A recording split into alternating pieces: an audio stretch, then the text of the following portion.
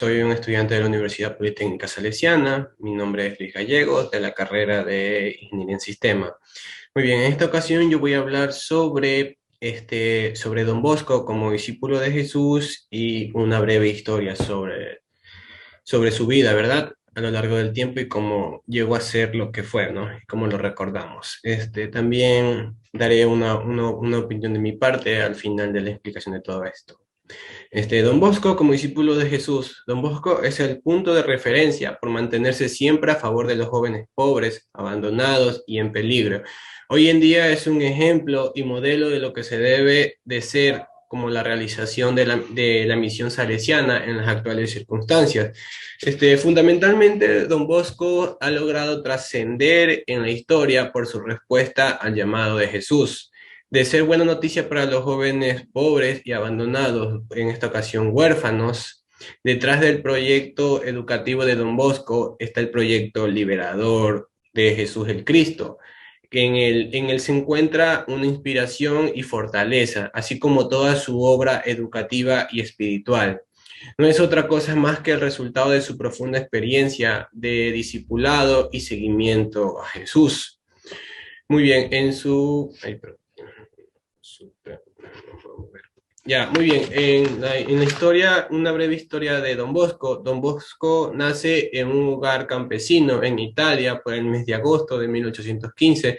Quedó huérfano a los 2 años. Afortunadamente, su madre adoptiva Margarita supo educarlo con sabiduría, firmeza y amor, al igual que a sus hermanastros y hermanos Antonio y José. Don Bosco se aventuró al sacerdocio, no obstante tuvo grandes limitaciones financieras de su familia y la crisis social y económica de ese tiempo y en su país, que verdaderamente era muy difícil, ¿verdad?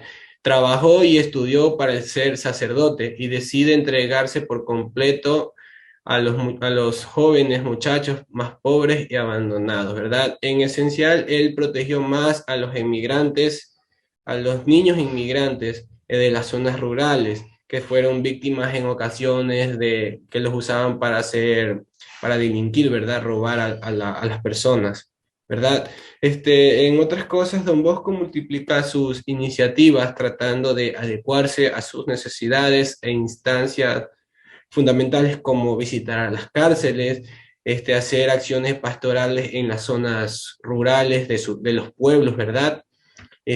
Su vida en el trabajo dio un giro de 60 grados, así creando talleres educativos, la iniciación de escuelas cristianas, creó espacios educativos e integral en donde se aplique una recreación y acogida a los jóvenes y niños, ¿verdad? Bueno, para dar mi opinión, yo diría que Don Bosco vivió en una época contemporánea que buscó transformar y renovar un nuevo tipo de pensamiento diferente en el que se tenía en esa época, que era individualista. Ya Don Bosco pensó en las demás personas, fue un buen samaritano, se podría decir, en las personas cristianas que conocemos ese tipo de vocabulario, ¿verdad? En un contexto que no se entendería de igual modo sin su aportación educativa, religiosa y social. A nadie se nos escapa que su proyecto se prolongó a lo largo del tiempo, se siguió aplicando lo que Don Bosco dejó. Se podría decir que dejó su legado, ¿ya? Como el hombre educador y protector de niños y fundador de escuelas cristianas. Bueno, eso sería todo de mi parte en este proyecto educativo. Gracias.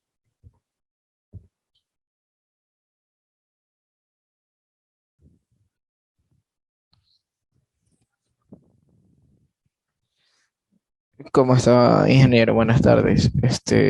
Buen día.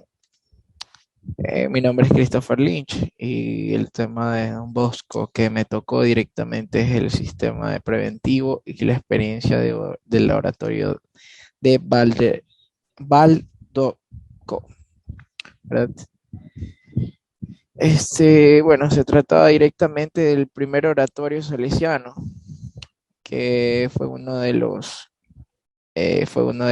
oratorios que fue fundado por Don Bosco en Baldoco.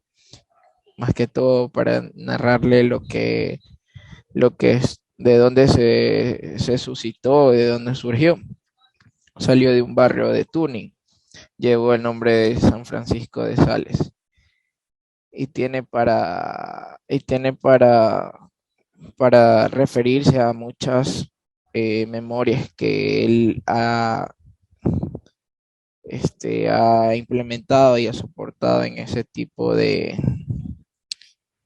oratorios. Hay muchas cosas que él implementó y muchas cosas que él vio que le voy a narrar brevemente, ¿verdad? Bueno, fue fundado y en este caso fue en una escuela educativa pastoral entre 1973 y 1873 y 1879. En una de estas son las memorias oratorias. Para don Bosco, oratoria era un elemento muy importante, ya que se refería siempre a los números de sus escritos, cartas, poesías, perdón, reseñas. En este caso, siempre irá dirigidos para los salesianos y los jóvenes.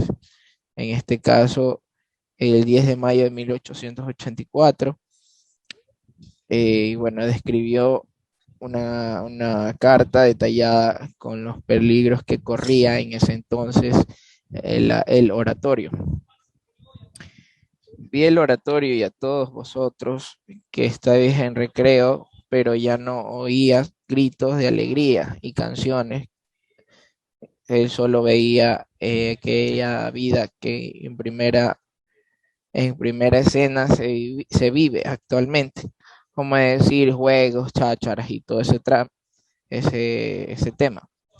Ya no era como un minuto de oración, como directamente este cantar, sino todo el juego y todo ese tipo ese tipo de algarabía que había en ese entonces. O sea, no había ningún tipo ¿cómo se podría decir?, de respeto.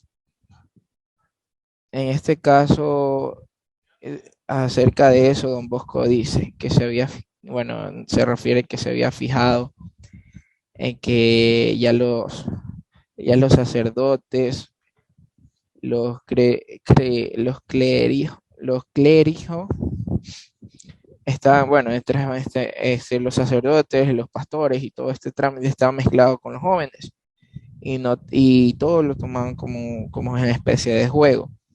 En este caso, muchos de ellos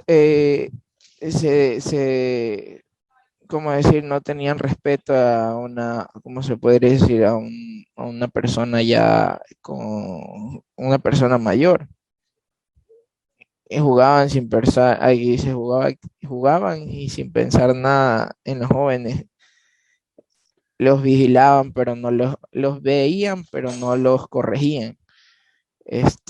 Amenazaban, bueno, se les amenazaba rara vez, si es que los sacerdotes o los pastores le indicaban algo. Pero había muchos grupos de jóvenes que eran por su lado y directamente eran maestros y nada más, y superiores. A ver, bueno, lo que dejó asentado en un oratorio sería que, bueno, tenían que saber que ellos en este pobre anciano, bueno, en el oratorio eran todos bienvenidos, pero tenían que guardar un poco de respeto hacia las personas que existían ahí. Más que todo eso se lo indicaban y se lo ocultaban a los jóvenes, para que no haya ningún tipo no se podría decir falta de respeto, sino se podría decir algún tipo de eh, sobrepasar algún tipo de límite, como ahí don Bosco había indicado que ellos todo tomaban a juegos y todo, o sea, se mezclaban entre los pastores y todo con los jóvenes, o sea, en una manera de algarabía, ¿verdad? bueno, le indicó que todo era con proporciones tenía que guardar en el respeto, la sencillez, cantar, tenía que brindarle todo lo necesario que tenía que tener las palabras de confianza, respeto, esperanzas y todo estar bien para que les vaya bien y estén purificadas las almas actualmente. Bueno, este sería todo mi argumento de Don Bosco. En el tema que me tocó, que es el sistema preventivo de la experiencia del oratorio de Baldoco. Muchas gracias. A continuación, mi siguiente compañero.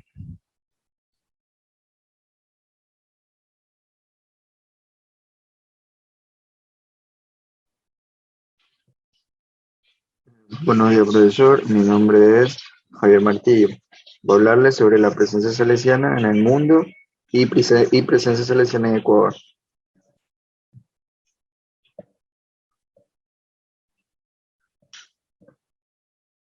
Los 130 años de presencia salesiana en el Ecuador. Los primeros misioneros salesianos desembarcaron en Guayaquil el 12 de enero de 1888 y marcaron una fecha histórica sobre la presencia de la congregación en el país. Es por ello que la Inspectoría Sagrada Corazón de Jesús conmemora este viernes 130 años de labor educativa pastoral en favor de los jóvenes y de las familias más necesitadas. Históricamente, el trabajo de los salesianos, cuando llegan a Quito y se hacen a cargo del Protectorado Católico de Artes y Oficios, por pedido del presidente de ese entonces, José María Plácido Caamaño. La primera obra salesiana propia en el país fue en el Instituto Don Bosco, que fue creado el 30 de agosto de 1896 en Quito. El trabajo salesiano primero se extendió en Riobamba, en 1891, en Cuenca y Gualaquiza. Luego se fundaron obras en otras ciudades como Guayaquil, Manabí, Indanza, Méndez, Macas, Sucúa y Limón. Hasta el año 1983, las casas salesianas del Ecuador formaban una visitaduría. A partir de este año se le erigió en inspectoría, si bien el decreto canónico se publicó el 20 de enero de 1902. El primer inspector fue Luis Calcagno. Contexto actual de la presencia salesiana. El trabajo de la congregación no se ha detenido y se ha expandido por 3 regiones, costa, sierra y Amazonía. Actualmente está conformada por 24 casas a nivel nacional que acogen 159 hermanos salesianos, de los cuales 110 son sacerdotes. Existen rasgos como la educación, que es la educación salesiana, que se ha convertido en un referente a nivel nacional por la calidad de la educación y por los valores que se ponen en práctica. Otros rasgos son los proyectos de desarrollo o integración de niños y jóvenes. El proyecto Salesiano Ecuador es una de las obras insignias que promueve y trabaja en el desarrollo integral de niños, adolescentes en situación de vulnerabilidad y sus familias para lograr su inserción en la sociedad con un proyecto de vida digno. Otro rasgo es el voluntariado juvenil misionero. Es uno de los programas reconocidos a nivel nacional e internacional por ser un espacio formativo que involucra a los jóvenes con los grupos más vulnerables de la ciudad. Otro es el Oratorios, es un servicio comunitario que funciona en sectores populares para educar a chicos mediante la sana recreación. Y por último tenemos la Inspectoría con esencia misionera. Algo que identifica la Inspectoría de Ecuador es su carácter misionero. En la Amazonía se visibiliza esta labor en el acompañamiento apostólico a las comunidades Shuar y Ashuar por medio del trabajo de la itinerancia y en la propuesta de las residencias estudiantiles que benefician a jóvenes de estos lugares. Existe también presencias salesianas en la Bomboiza, Sevilla, Don Bosco, Maca, Huasaquenza, Yaupi y Taisha. Asimismo, en las misiones andinas se realizan apostolados en favor de los sectores indígenas marginados en proyectos de reforestación, salud, capacitación a la mujer, restaurar la cultura indígena, economía solidaria y de evangelización. Gracias.